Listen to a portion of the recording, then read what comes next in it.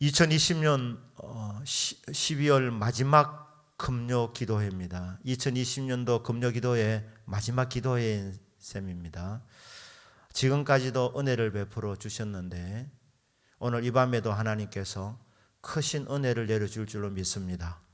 비록 대면 예배로 드리지는 못하지만 각 처소에서 주님 바라보는 심령들마다 은혜가 충만하기를 바랍니다. 아울러서 오늘은 성탄절입니다. 성탄의 깊은 의미가 말씀을 통해서 다시 한번 깨달아지는 시간 되기를 축복합니다. 아멘. 오늘 말씀을 보시면 말씀이 육신이 되어 우리 가운데 거하심에 우리가 그의 영광을 보니 아버지의 독신자의 영광이요 은혜와 진리가 충만하더라. 요한이 쓴 이 복음서 요한복음, 그러니까 요한이 복음을 전했는데 복음이 무엇입니까? 예수 그리스도십니다. 예수님이 복음입니다. 그러니까 여러분 예수라는 이름을 들으면 그걸 믿음이 들어가면 구원받습니다. 예수 이름을 부르면 우리 주님께서 그 기도를 들어주시사 주 이름을 부르는 자마다 풍성한 응답을 내려주십니다. 예수님이 복음이라는 것입니다. 근데 여기 보니까 예수님이 말씀으로 소개되고 있습니다. 말씀이 육신이 되었다. 말씀이 인간 되었다는 것입니다. 육신의 몸을 입으셨다. 그러니까 복음을 시작하면서 사도 요한은 예수님 이렇게 소개합니다. 태초에 말씀이 계시니라. 이 14절에서 말씀이 육신이 되어 이래 되어 있는데 때가 되어서 말씀이 인간이 되었다고. 그런데 그 이전에 말씀이 존재하고 계셨습니다. 태초에 말씀이 계시니라. 이 계신다는 말이 미완료입니다. 무슨 말이냐 하면 말씀이 계시고 그리고 끝이 없다는 거예요. 엄밀한 의미에서 말씀은 시작도 없고 끝도 없습니다. 그냥 그대로 계십니다. 영원한 현재이십니다. 왜 영원한 현재로 하느냐? 시작도 없고 끝도 없기 때문입니다. 그냥 계시는 거예요. 그래서 영원한 현재이시다. 태초에 말씀이 계시니라. 말씀이 계셨고 말씀이 지금 계시고 앞으로도 영원히 존재할 것입니다. 이 태초라는 말은 창세기 1장 1절에서 태초에 하나님이 천지를 창조하시니라. 그 태초는 인류 역사가 시작될 때, 시간이 시작될 때 태초라고 한다면 오늘 요한복음 1장 1절에서 태초는 그 이전에 훨씬 이전 태초. 그러니까 말씀을 해야 되기 때문에 태초라고 했지만 사실 시작도 없습니다. 그냥 말씀이 계셨고 말씀이 계시고 앞으로도 영원히 존재하신다. 근데 이 말씀이 하나님과 함께 계셨다. 그러니까 성부 하나님이 영원히 계셨고 말씀이신 예수님도 영원히 존재하고 계셨습니다. 만물이 그로 말미암아 지은 바 되었다. 영원한 존재이신 예수님, 말씀이신 예수 그리스도, 말씀으로 만물이 창조되었다. 지은 것이 하나도 말씀 없이는 된 것이 없다. 그러니 말씀은 창조주 하나님이라고 소개하고 있습니다. 이 세상에 존재하는, 이 우주 공간에 존재하는 그 어떤 존재도 주님의 말씀 때문에 존재하는 것이지 말씀하지 아니했으면 존재하는 것이 없다. 모든 만물을 만드신 창조주 하나님, 말씀이신 예수님, 영원히 존재하시는 영원하신 하나님, 이것을 한마디로 말씀이라고 하고 있어요. 말씀. 그런데 이 말씀이 육신이 되었다는 거예요. 말씀이 사람의 몸을 입었습니다. 말씀이 인간된 것입니다. 이게 신비입니다. 영원하신 하나님이신 말씀, 창조주이신 하나님께서 피조물이 된 겁니다. 스스로 자원에서 사람의 몸을 입었습니다. 인간이 되신 것입니다. 오늘 오전에 말씀드린 것처럼 예수님이 이 땅에 탄생하셨을 때 예수님 안에는 완전한 신성이 있었고 완전한 인성이 있었습니다. 반반 섞여 있지 않았습니다. 반신 반인, 반텀은 신이고 반텀은 인간. 이런 것은 신화에 나오는 지어낸 이야기입니다. 예수님은 인간의 몸을 입으셨을 때에 반쪽이 하나님이고 반쪽이 인간이 아니라 완전하신 하나님이시고 동시에 완전하신 인간이었습니다. 이 신성과 인성이 어떻게 조화되는지 이것도 신비에 속한 일입니다. 예수님 말씀이신데 말씀이 인간의 몸을 입으셨다. 탄생하신 예수님은 완전한 하나님이시면서 동시에 완전한 인간이었다. 믿으십니까? 아멘이시죠? 말씀이신 하나님이신 영원히 존재하시는 말씀, 창조주이신 말씀이 육신을 입었다. 인간이 되었다. 육신이 되어 우리 가운데 거하심에 우리 가운데 거했다. 우리 가운데 사셨다. 우리 가운데 있었다. 이 문장을 보시면 우리는 이렇게 해석할 수 있습니다. 말씀이 육신이 되어 우리 가운데 거하심에 말씀이 인간이 되셨는데 육신을 입은 목적이 뭐냐? 우리 가운데 거하시려고.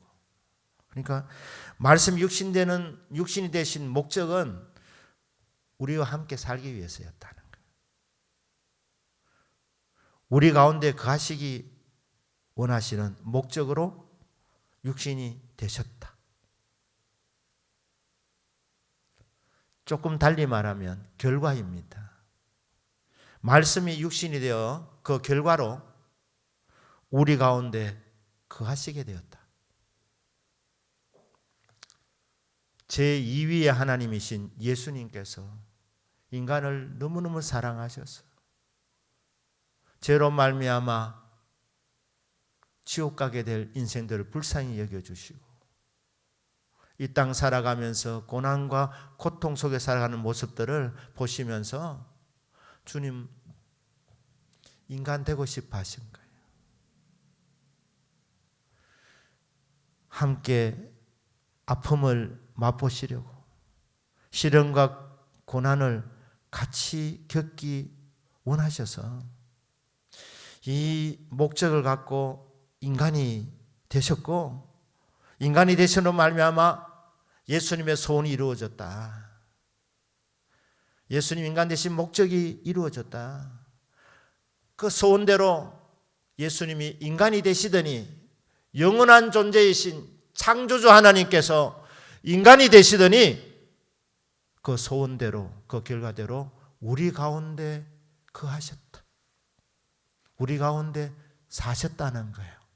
그런데 이게 성막이 되었다는 뜻을 갖고 있습니다. 성막이 되셨다. 예수님이 성막이 되셔서 우리 가운데 거했다. 구약시대 때에 이스라엘 백성들이 모세의 지도하에 출애굽해서 광야에서 40년을 지냈습니다. 목적지로 가기 전에 가나안 땅에 들어가기 전에 40년 광야 생활을 했는데 그 광야 생활을 하는 고난받는 이스라엘 백성들의 한가운데에 성막이 존재하고 있습니다.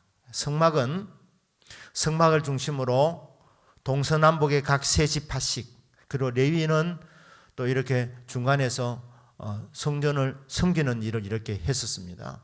그러니까 이스라엘의 그 모든 지파들 한가운데에 이스라엘 백성들의 삶의 중심에 성막이 존재했다는 거예요. 무슨 말이냐면 광야 생활을 하게 될 때에 40년 동안 그들이 비바람을 맞았습니다. 낮에는 무척 더웠고 밤에는 아주 추웠습니다. 뱀의 위협이 있었습니다. 위험한 곳을 지나갔습니다. 모래폭풍이 불면 있던 길도 없어집니다. 길도 안 보입니다. 한낮에는 너무 뜨거운 데다가 물이 귀하니까 타는 목마름의 시간들이 있었습니다. 그런 고난 속에 40년 살아가는 이스라엘 백성들의 한가운데에 예수님 함께 하셨다는 거예요. 알고 보면 그 성막이 바로 예수님이라는 거예요. 그러니까 고난받는 하나님의 백성들의 삶의 한가운데 예수님이 거하셨던 것처럼 구약시대는 이것은 하나의 모형이었는데 예수님이 실제로 이 땅에 인간의 몸을 입고 오신 것은, 성탄이 되신 것은 광야의 길을 걸어가는 이스라엘 백성들처럼 고난길을 지나가고 있는 저와 여러분 인생들의 그 삶의 한가운데에서 함께 있기 원하셔서 하나님이 인간 되신 것입니다. 예수님이 내 목마름을 알 것인가? 예수님 아십니다. 예수님은 내 아픔을 아실까? 예수님은 내 힘든 것 아실까? 예수님은 내가 눈물을 흘리는 그 눈물을 보고 계실까?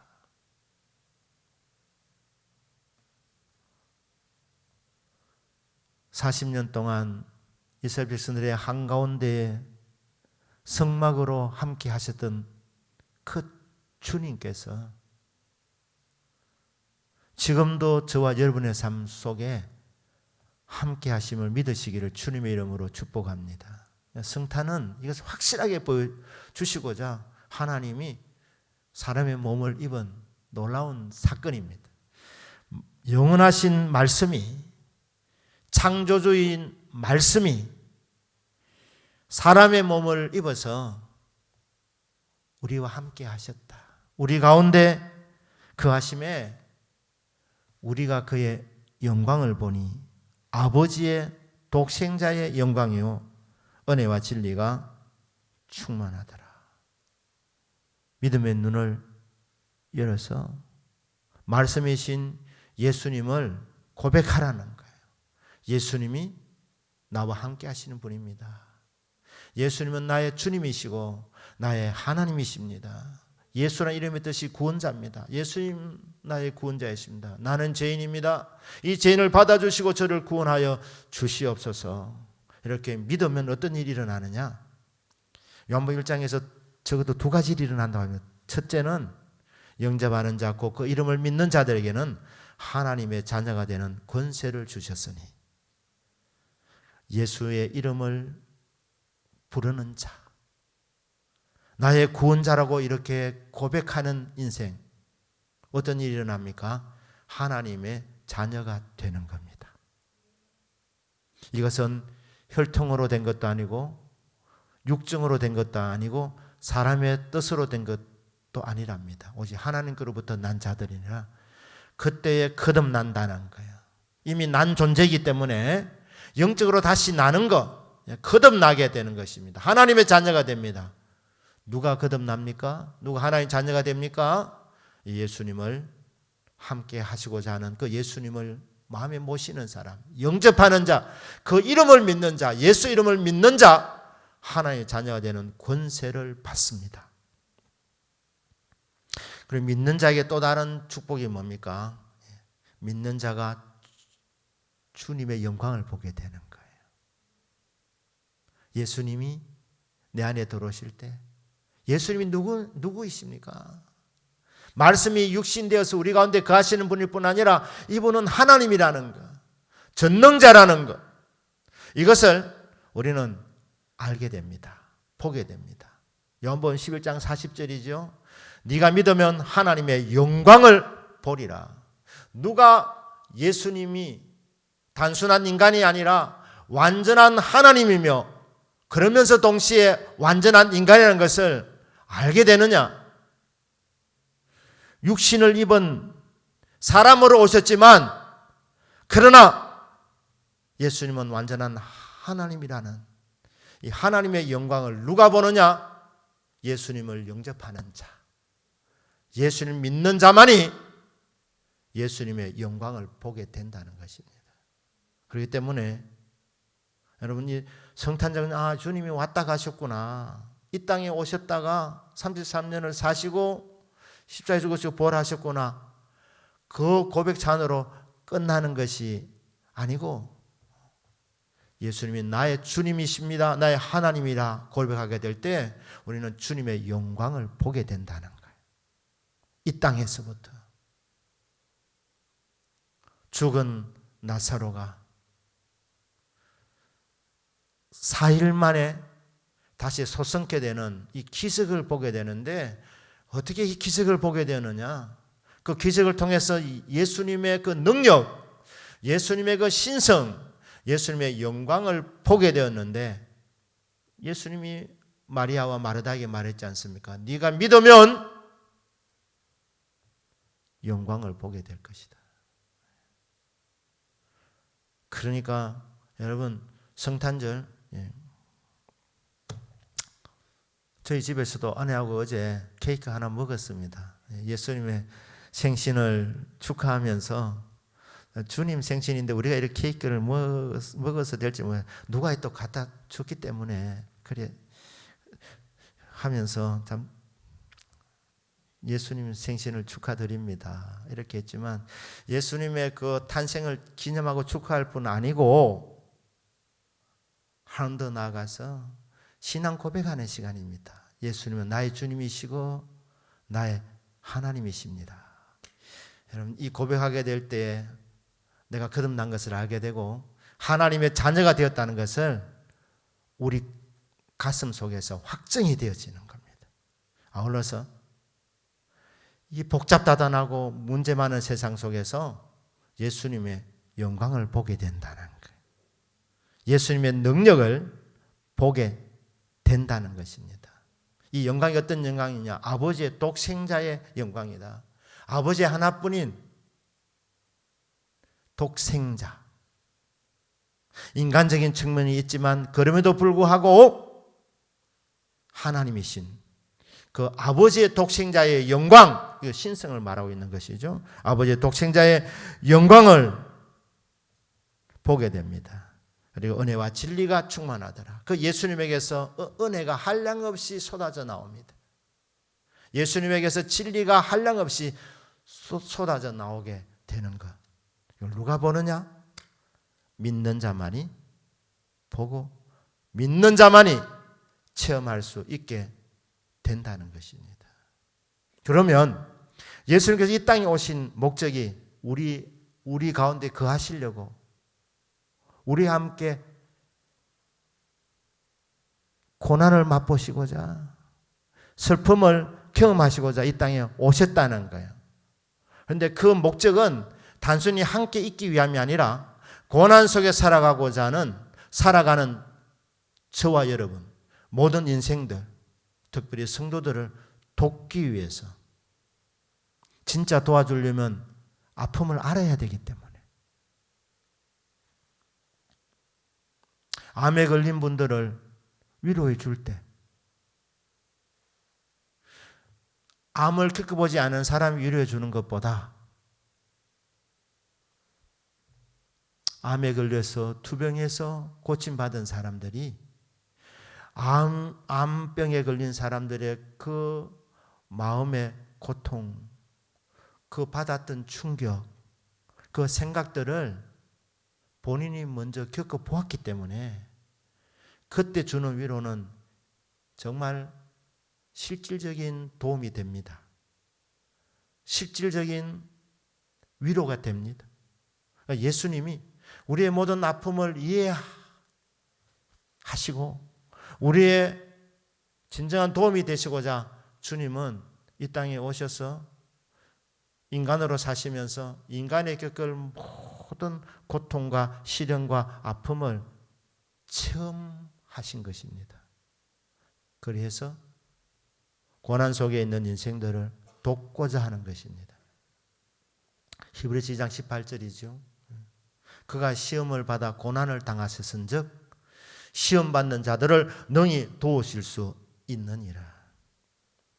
예수님이 시험을 받아 고난을 맛보셨기 때문에 시험 받는 자들을 능히 도와줄 수 있게 되었다고 말씀하고 있습니다. 히브리서 4장 15절 16절입니다. 우리에게 있는 대제사장은 우리의 연약함을 동정하지 못하실 리가 아니요 모든 일에 우리와 똑같이 시험을 받은 이로되 죄는 없으시니라. 모든 고난을 맛보셨습니다. 아픔도 슬픔도 왕따 당하는 것도 힘든 것도 피곤한 것도 멸시와 천대를 받는 것도 모든 고난을 다 겪으셨습니다. 죽음까지도 맛보신 분 아니십니까? 인생이 겪을 모든 아픔과 고난, 환난을 주님은 다 맛보셨습니다. 그러나 딱 하나 우리와 차이는 죄는 없으신 분이십니다. 그러므로 우리는 긍휼하심을 받고 때를 따라 돕는 은혜를 얻기 위하여 은혜 보좌 앞에 담대히 나아갈 것이니라. 우리의 모든 아픔과 시련을 맛보신 주님께서 고난 속에 있는 우리들을 이해해 주시고 우리가 고난을 겪을 때 어떤 생각을 하고 있는지 얼마나 힘들어하는지 주님은 다 경험해 보셨기 때문에 다 아시고 우리를 능히 도와주시는 분이시라는 것입니다. 그러므로 우리는 주님으로부터 불쌍히 여김을 받고 긍휼히 여기심을 받고 때를 따라 돕는 은혜를 얻기 위하여 은혜 보좌 앞에 담대히 나아갈 것이니라. 살다가 목마를 때, 배고플 때가 있습니다. 힘들 때가 있습니다.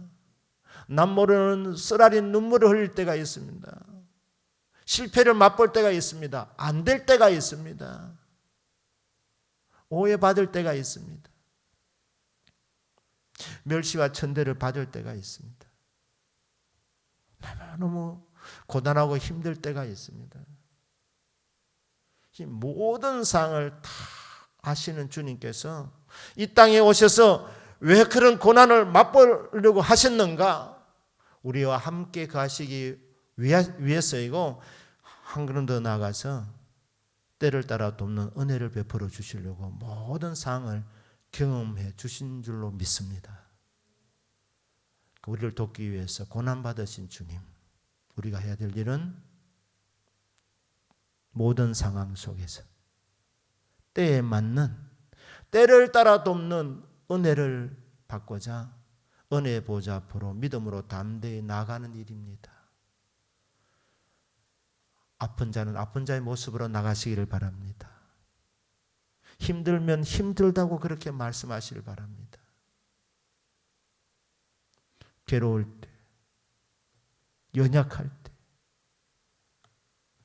실패가 연속되어질 때 여러 상황 속에서 주님은 모든 상황을 다 이해하시고 도와주시는 분이니까 우리와 함께 하시고자 인간 되셨고 우리를 돕기 위해서 이 땅에 오셔서 모든 고난을 맛보신 주님 앞에 때를 따라 돕는 은혜를 얻기 위해서 은혜 보좌 앞에 오늘 이 밤에도 담대히 나아가는 저와 여러분의 믿음이 되시기를 주 예수님의 이름으로 축복합니다. 아멘. 기도합니다.